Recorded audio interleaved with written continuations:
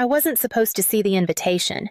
It wasn't mailed to me or handed over at dinner with an awkward smile. There was no conversation, no hesitation, not even a passive-aggressive oversight. I found out the way people find out about parties they were never meant to attend, scrolling through social media too late to pretend it didn't hurt. It was a photo, a white satin backdrop, a gold-embossed card balanced on soft folds of fabric, peonies, rose gold accents. The caption read, "The countdown begins. Can't wait to celebrate with all my loved ones, all her loved ones, but not me." For a full minute, I stared at the screen, trying to make the words rearrange themselves. I told myself maybe she just hadn't sent mine yet. Maybe there was a delay. Maybe, God, I don't know. Maybe she wanted to surprise me in person, though. That had never been her style. The truth didn't land like a slap. It settled like weight, heavy, familiar. Over the last 6 months, I had wired nearly $8,000 to cover deposits, the venue, the caterer. Half the dress, I never asked for credit. She never offered it, and still in some foolish corner of me, I thought maybe, just maybe that gesture bought me a seat at the table. I tapped out a message, simple and soft, the kind you send when you're not ready for a real answer. "Hey, just saw your post. I never got my invite. Did it get lost in the mail?" Then I waited. I kept waiting through lunch, through a rush job at the shop, through the hour I spent replacing a Bentley's rear axle. Around sunset, I checked again. Nothing. It wasn't until 10:30 p.m. that my phone buzzed. "Hey, I meant to talk to you about this. It's been really hard, narrowing the guest list. We're going for a specific vibe with the event. You know, curated. Nothing personal. I know you'll be happy for me from afar. Love you. Happy for her? From afar." I read the message 3 times. Then, once more, just to be sure I wasn't misreading what I already knew. She hadn't forgotten. She had excluded me. I wasn't part of her vibe. I was the oil-stained sister with rough hands and worn jeans. I didn't wear soft makeup or polished heels. I didn't sip wine and say, at charcuterie boards. I ran a garage my own. I made good money, the honest kind, but I didn't look the part. She never said it aloud, but I'd seen it in this way she wrinkled her nose when I showed up straight from work, in the way she once introduced me at a family brunch. That's my sister Rachel. She does car stuff. Car stuff. That night I didn't sleep. Not out of anger, not even sadness. It was something quieter, like standing outside a room you helped build, hearing the party through the walls, and knowing for the first time they locked the door on purpose. I wish I could say it was the first time. But exclusion in my family didn't happen with shouting or slammed doors. It was quieter than that, refined even. It came in soft rewrites. Holiday photos where I was always at the edge of the frame. Group chats where plans were made and I was added after birthdays where I was thanked for the gift but not for showing up. The wedding was just the first time they made it official. When we were kids, my mom used to say I was practical. Not creative, like Vanessa, not graceful, but dependable. That was her word. Reliable. At the time, I thought it was a compliment. I didn't realize it was the start of a life where I'd be leaned on but rarely seen. Vanessa was the kind of child who needed the center of the room. She danced in talent shows, wore headbands with rhinestones, and cried when her shoelaces didn't match. I was the one who fixed her bike tires, set up her science fair poster, reheated her leftovers. By high school, I had stopped asking my mom if she liked my outfits. She always looked disappointed anyway. "You don't want to try something softer." "You're a girl, Rachel. I wore steel-toed boots to prom. Not because I wanted to, but because I worked a shift that morning and had blisters. After Dad died, I dropped out of college and moved back home to help run the garage. Mom didn't fight me on it. She just told me I was doing what you're good at."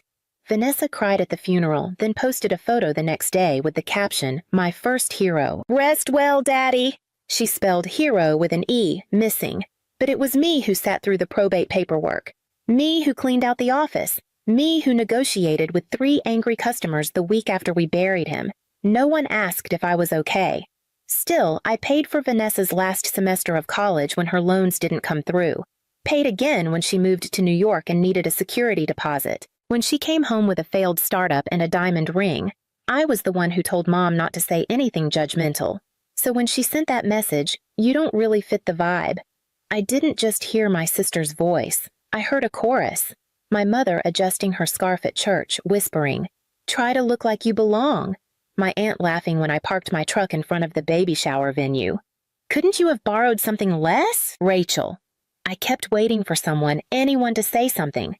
"You deserve to be there. This isn't right. You matter." Instead, I got silence, polite, curated silence. That's when I realized I wasn't invited because I didn't belong in the family they wanted to show off. Not now. Maybe not ever. And still, my name was on the checks. The next morning, I opened my banking app. There were 3 pending transfers scheduled for Friday, the final payment for the florist, the remaining balance for the venue, and the cake, $1.20 for something 5-tiered in lavender that I hadn't even been shown a photo of. I hovered over the transaction's thumb, resting on the cancel button. Then I minimized the screen, closed my phone. Sat there outside my window. The sun was low and peach-colored over the back of the garage. The air smelled like warm rubber and coffee grounds. In the corner of the yard, under a tarp, was the old Mustang GT my dad and I used to work on. He bought it for $800 and called it a project. Not a problem, I hadn't touched it in over a year. That afternoon, I pulled off the tarp and let the sun hit the faded red paint. It was dusty. The leather cracked. The engine grumbled like it didn't quite forgive me for the neglect. I wiped down the hood anyway, slow and steady until I could see my own reflection in the swirl of metal and memory. I wasn't angry. Not in the way people expect. I didn't fantasize about showing up in a gown and causing a scene. I didn't write long texts or cry in the shower. I just didn't want to help anymore. That realization came so softly it startled me. Like when you finally admit you're tired, not because someone said so, but because your body stopped pretending otherwise. Still, part of me hesitated. That night, I stood in the kitchen half-lit by the glow from the fridge and stared at the wedding file Vanessa had emailed me months earlier. Folder labeled Event Timeline, Don't Delete Inside, was everything. Vendor contacts, payment due dates, guest list spreadsheets. My initials, RW, next to almost every checkmarked item except one tab labeled Immediate Family Seating. I clicked, read down the rows. Mom, Uncle Stephen, Aunt Clara, Vanessa's fiancé's parents, a couple cousins, bridesmaids, no Rachel, not forgotten, just not listed. I didn't cancel the transfers that night I wanted to. I told myself I should, but I didn't. Instead, I opened a drawer in the hallway and pulled out the cassette player my dad left me. He recorded messages, sometimes grocery lists, reminders, little notes in his gravelly voice. I pressed play and let his voice fill the empty house. "If they can't see how much you do, Rach, that's not your failure, that's their blindness." I sat on the floor and let that sentence loop through me like warm static. By morning, I opened the banking app again. This time my hand didn't shake. One by one, I hit cancel. Then I shut off my phone and went back outside to finish polishing the Mustang. No texts, no explanations, no announcement.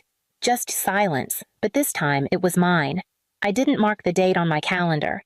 Didn't circle it in red or block off my schedule, but I knew my body remembered. Somewhere between the way the light hit the floor that morning and how quiet the street felt. I knew it was wedding day. I got up early like always, brewed the same bitter coffee, pulled on the same coveralls, went into the garage and replaced the brake pads on a Porsche someone had dropped off the night before. At 10:45 a.m., my phone buzzed. Not a call, just a text from a friend who worked part-time for a local events company. 3 words. They didn't pay. I didn't ask who. I didn't need to. By 11:00 a.m., I was sitting in my truck 2 blocks from the venue, not close enough to be seen. Just enough to watch the corners of the event unfold, like a play no one rehearsed. The building was a repurposed mansion, all white columns and glass-paneled doors draped in seasonal florals. A place made for appearances. Vanessa's kind of place. Cars pulled up rented black sedans, pastel SUVs.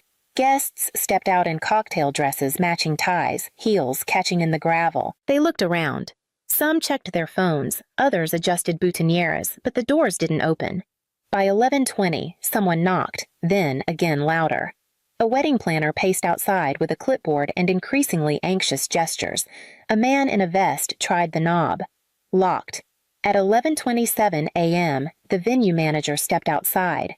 His hands moved flat and wide, the universal sign for, "We're done here." From where I sat, I couldn't hear the words, but I could see the faces. Vanessa's fiancé looked confused. The planner was now on the phone, pacing in circles. A bridesmaid kicked off her heels and sat on the curb. Then came my mother emerging from a black car in navy silk, holding her purse, like it could fix things. She scanned the scene, lips pressed thin, and finally, Vanessa. She wore ivory, something sleek and modern with pearl buttons down the back. Her hair was pinned into place like she had planned it that way for years, and maybe she had. But even from 2 blocks away, I could see the look on her face when someone whispered in her ear. Confusion, then disbelief, then something else. Panic. She turned around once searching the crowd like maybe someone had the answer, like maybe someone would fix it the way I always had. But this time, no one moved. I sat there, engine off radio, humming low, some old folk station playing a slow, mournful guitar. The cassette from my dad was in the glove box, but I didn't press play. I didn't need to. The silence inside me was steady now. No bitterness, no vengeance. Just the knowledge that I was no longer the safety net. At 11:42 a.m., I turned the key, pulled away from the curb, and left them standing there dressed for a celebration that couldn't start waiting for help that wasn't coming. And still, they hadn't noticed who was missing. By the time I got back to the shop, my phone had 9 missed calls, 4 from Vanessa, 3 from Mom, 2 from numbers I didn't recognize, probably bridesmaids or vendors. I didn't pick up. I didn't need to hear what I already knew. Somewhere between the venue's locked doors and the panicked voices, it had dawned on them that the person they erased was also the one holding the foundation together. At 12:17 p.m., the texts started. Vanessa, please call me. It's an emergency. Mom, Rachel. This isn't funny, Vanessa. You can't just bail last minute. The cake is already made. The flowers are on their way. Mom, you promised. We all counted on you. Not a single one said sorry. Not one. They weren't upset because I'd been hurt. They were upset because they had been embarrassed. At 12:44 p.m., Vanessa finally wrote, "You let me fail." I stared at the message. Let it sit. Then I typed back, "No, you failed when you decided I didn't belong in your day." She called immediately. I let it ring twice before answering. "What the hell is wrong with you?" she snapped. "Nothing," I said quietly. "I just stopped being useful." She inhaled sharply. "You're being vindictive. That's not who you are." "No," I agreed. "It's who I became." After realizing I was financing a day I wasn't welcome in, there was a pause, just long enough for something real to show through. Then she said, "This was never about you. It's about aesthetic. It's about presentation. You know how these things work." I almost laughed. "You mean it's about how things look, not how they are?"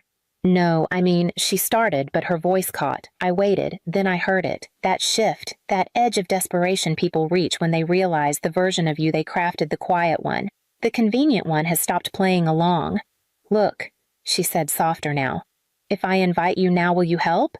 I didn't respond right away. Instead, I walked to the drawer in my desk, took out the original wedding invitation I'd printed from her post. It was beautiful.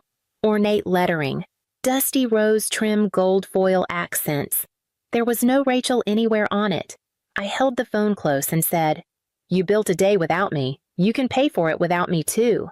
Then I hung up. Later that evening, I posted a single photo.